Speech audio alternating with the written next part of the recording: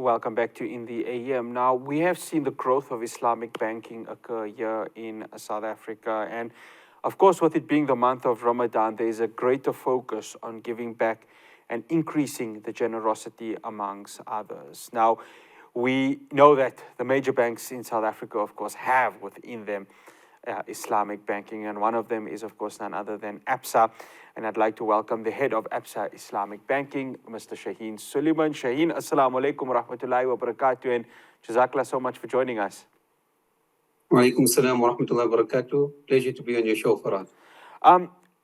Shaheen, let's touch on the sukuk. Of course, November last year, National Treasury issues the first, rand-denominated sukuk. I mean, let's talk about the significance of that and how much it means to, Muslims within South Africa and the economy as a whole. Sure, thanks for that, Farad. So I suppose maybe let me start off by explaining what a sukuk is. So a sukuk is an equivalent of an Islamic bond, or rather, the Islamic equivalent of a conventional bond. So essentially, what has happened last year, the National Treasury of South Africa issued a sukuk instrument. What was a sukuk instrument? Essentially, it allowed people to purchase a certificate, and the funds raised with a certificate were utilized for infrastructure development. Now, why is this something big, or why is it massive for the Islamic finance industry? It gives us an avenue, or rather an alternative to invest depositors' funds. So as you know, and as we previously discussed for us as well, when depositors leave funds with an Islamic bank, especially in South Africa, what we do, the onus is upon us to make sure that we invest that in a suitable investment to generate a return and share the profit with the depositors. So the sukuk now is an additional avenue for us to be able to invest the depositors' funds to generate a return. Shaheen, the growth of Islamic banking has been immense. I remember, when we had you, along with, the three other heads of the major Islamic banks here in South Africa, and we spoke about its growth. We spoke about its importance within South Africa.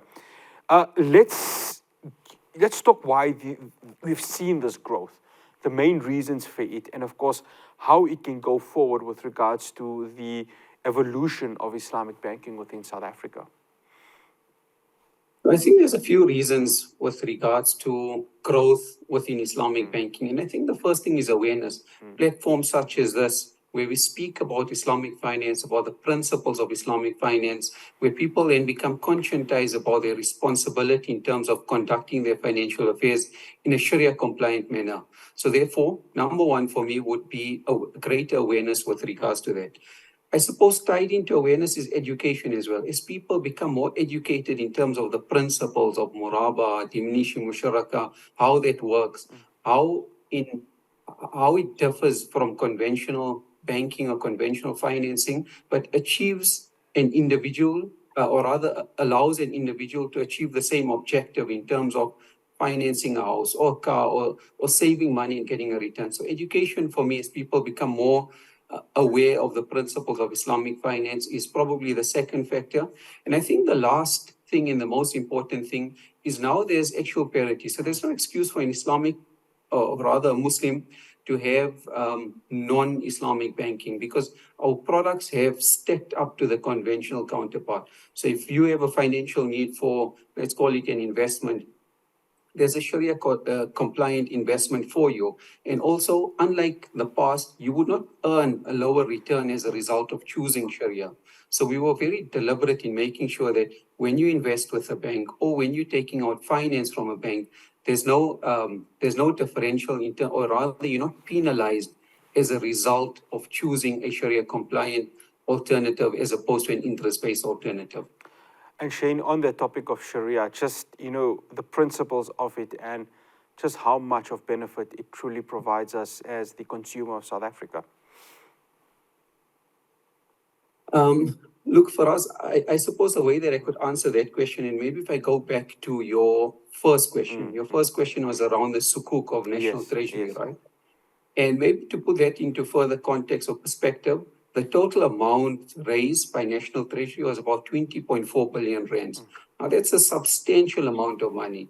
And essentially what that means is that, Muslim depositors' monies were used to purchase this instrument, or rather the certificate. So 20.4 billion rand was given to the government of South Africa towards infrastructure development.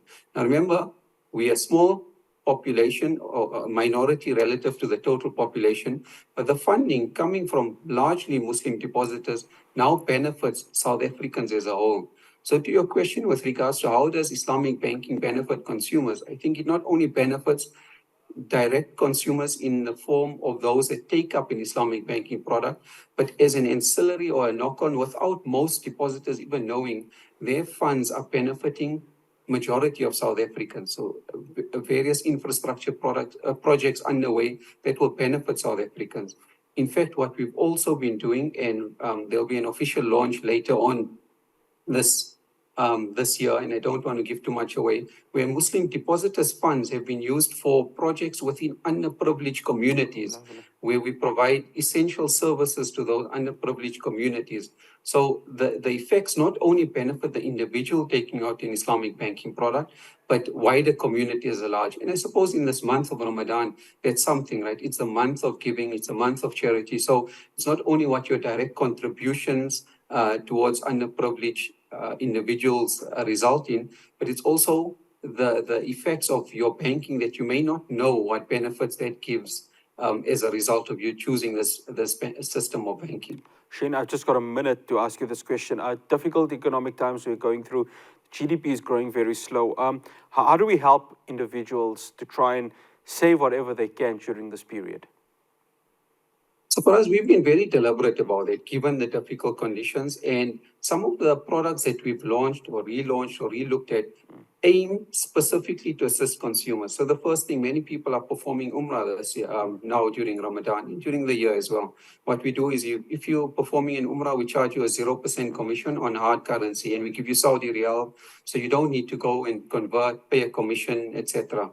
What we've also done is we made sure that we have one of the cheapest account so that a person can come into the banking system in a Sharia compliant manner for a minimal monthly fee of around 550. You can start transacting already. We have various savings products that are available to help consumers save from as little as 100 rands. In a month where you don't have funds, obviously you can draw down. There's no limitations in terms of when you can place the funds or remove the funds. So there's a host of products that are available aimed to make it easier for the Muslim consumer when it comes to their banking needs. Shaheen, always a pleasure having you on Hilaal TV. Assalamu alaikum wa rahmatullahi wa barakatuh and jazakallah so much. Assalamu alaikum wa rahmatullahi wa barakatuh. Thank you for asking.